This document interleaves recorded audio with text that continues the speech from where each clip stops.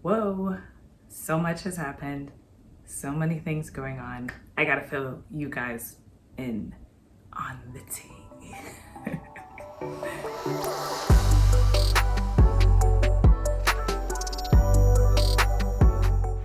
Shalom everyone, my name is S and I'm taking you on my conversion journey. If you haven't subscribed to my channel, check down below. Make sure you're subscribed so you don't miss out on any of my videos I upload. Okay guys. Okay, first, sorry for not being so attentive to you guys. So much has been going on this journey and in my personal life that I kind of had to get organized first before I dash in and fill you guys in on what's been going on. Before I start this video, I do want to talk about Shavuot for a little bit. That was a very informative holiday that really woke me up to where I'm at on my journey. I was able to sit and study for 3 days on all types of topics, mainly kashrut, because that's something that I do want to perfect and get better at. And I had a rabbi at my disposal for every question that I needed answers to. And I would suggest if you are going to spend a Yom Tov, a 3-day Yom Tov with anyone, it should be your sponsoring rabbi. Find a way to make a connection with different rabbis if you can. I'm very fortunate to have many rabbis on my journey with me because I live in such a populated Jewish state here in New York where there's Jewish communities all around me. So I'm very blessed for that. But if you can't even connect with one rabbi on your journey, I would suggest, especially with all the holidays coming up, I don't know if we'll have a 3-day Yom Tov anytime soon, but if we do, it would make sense for you to try to do these holidays with either very, very observant families or a rabbi. It truly changed my life, changed my perspective on my journey, and made me realize I got a lot to learn. I didn't release a Shavuot video because one, it was a 3-day holiday, and by the end of it, I was exhausted, and then boom, I got a call that my Beit meeting would be soon. So that's what was important. That's what I kind of had to get into. And my Beit meeting, I'm actually not upset about it. I was freaking out a little at the end, but I got positive feedback and I do have another meeting scheduled. I go into detail on my Patreon about it. So if you want to check out that video, go ahead and sign up down below to know the details of my Beit meeting.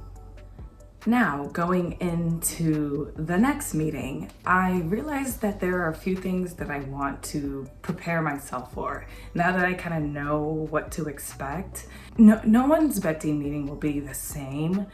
And I do want to emphasize that. I've been on this journey for quite some time. I've met with one of the rabbis on the Beit a few times, and there were 2 other people that I did not know. And I've known my sponsoring rabbi from the beginning of this. So it was a weird balance of pressure, confidence, and a little discomfort. But I managed to push through, and I'm gonna keep pushing through until I officially convert, whenever that will be. So I wrote down a few things that I think would be helpful for anyone who's getting into this, or maybe feeling a bit more pressure like I did towards the end of this. Don't be scared, don't be afraid. You're smart, you're knowledgeable, and you will push through to the end. You just have to be patient. I definitely did a good job going into this first meeting. I messed up on a few things, and like I said, I go into detail on my Patreon with exactly what happened and how I felt and certain questions that they asked me. But now going into the second meeting, they're looking for a specific thing, and I thought I would specify how I'm going to prepare for this. So the first thing I'm going to do is I'm going to accept rejection. There are a lot of things on this journey, and rejection is one of them. I was rejected by families, I was rejected by rabbis, I was rejected by certain synagogues, and I had to build up a backbone to not take this personally and to not be emotional about it. I had to learn from it and just move forward. And I'm going to do the same thing with this meeting. I understand that this vetting process is very serious. They want to make sure that someone is 100% going to live an Orthodox life. And it's very, very hard to do that based on just emotion, or unless you're following this person's life for as long as they live. They don't want to do that. They want to trust that you are a good person, a good observant Jew, and you're going to live this life like you say you are. And this vetting process takes time. They want to know everything about you, which I'm not opposed of. I think this is good. This is why a Jewish conversion is very intense. They make it almost impossible for you to do this. And there have been times where I got rejected and I was just like, I want to cry. I want to give up. But you can't. If you truly want to do this, you can't. You have to find whatever strength you can muster up in you to push yourself through this. And it's not going to be easy. So going into this next meeting, I am going to be confident. I am going to answer all the questions that they have for me, but I do understand that if I'm not good enough in their eyes, or if I'm not ready enough in their eyes, they will turn me away again. And I've accepted that. They might turn me away a few hundred times, who knows? But it's truly just up for them to feel it in their heart and soul that I am actually ready.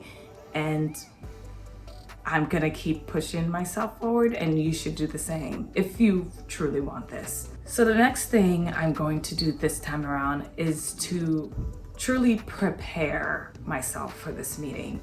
And that means going back into my notes I've been taking for the past 2 years and start really studying through them. Reading through all the blessings, reading through all my notes, calling up all my convert friends and having conversations with them, those who actually went through the process and those who actually are in the beginning and those who are where I'm at. And it's good to have this type of community on your journey to fill in some of the blanks that you may have. Go through all you can about the basics of Judaism and go a little further if you must. This was something that I did, and I think that I definitely impressed them with how much knowledge I have accumulated throughout the year. You gotta be confident and you gotta just splurt it out. They're not looking for a Devar Torah, but they are looking for you to understand the basics of the Jewish life. Another thing that I did and that I plan on doing again is calling up my convert friends, those who finished the process completely, and just having like a simple pep talk with them about how they felt going into the meeting, how basically they prepared, some of the things they were asked. And if you guys want, you could call me, send me an email if you want. I'll try my best to answer all of you guys. But like I said, everyone's conversion is different. Everyone has like a different Beit Din. Everyone's also at a different level. Me, I wasn't born Jewish. I also didn't grow up learning Hebrew. I didn't hear Hebrew up until maybe 3 years ago.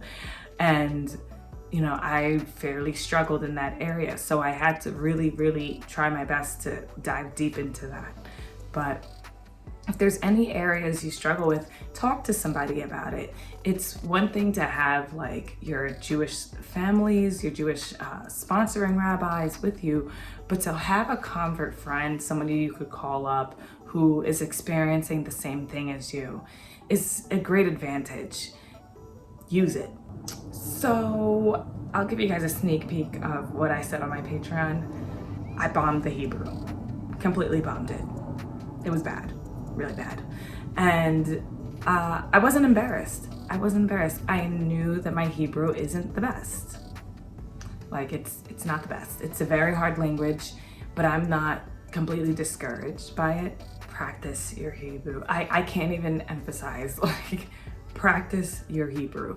So during this time, as I prepare for my next meeting, me and Hebrew are going to be best friends for the rest of my life. I don't have a Hebrew teacher. I don't know if anybody knows a Hebrew teacher, like a legit teacher, not somebody who just speaks Hebrew, I will pay you for whatever. Comment down below if you know any like Hebrew teachers that can teach like a baby. Like I could read, but my reading was very slow. So I would advise you guys to read your Hebrew and really memorize blessings, really try to connect. Like I do connect, but when I dive in, it's in English. And sometimes I glance over to the common blessings like Netilat Yadayim, like I know that by heart. I say it every day. So I could read through that in my Siddur, but pick a certain page in the Siddur for me to read, like pick a random page. I'm gonna read it with a stutter and it's gonna be really, really slow and really bad. So after I embarrassed myself completely, I realized that, okay, I gotta get better at this Hebrew because that's pretty much what's in my way at this point. So the next thing I'm going to do is be honest with myself, be genuine with how much I know. And I'm not gonna try to like overcompensate for not knowing so much Hebrew. I'm just gonna be myself. I'm just gonna be me. I'm not gonna go around acting like I'm a big shot convert who knows everything. That's not me, that's not who I am. I've been on this journey learning and I plan on learning for the rest of my life. And that's exactly what I said to them. You know, there's just so much that goes into Judaism that's impossible to master in under 2 years. I think that they also know that as well, but you just have to be genuine over everything. And I think I expressed that. You know, I'm very open to continuing my education. Like it does not stop once I convert. One of my convert friends told me, she was like, now she feels like the pressure is on now that she's actually Jewish and finished the conversion.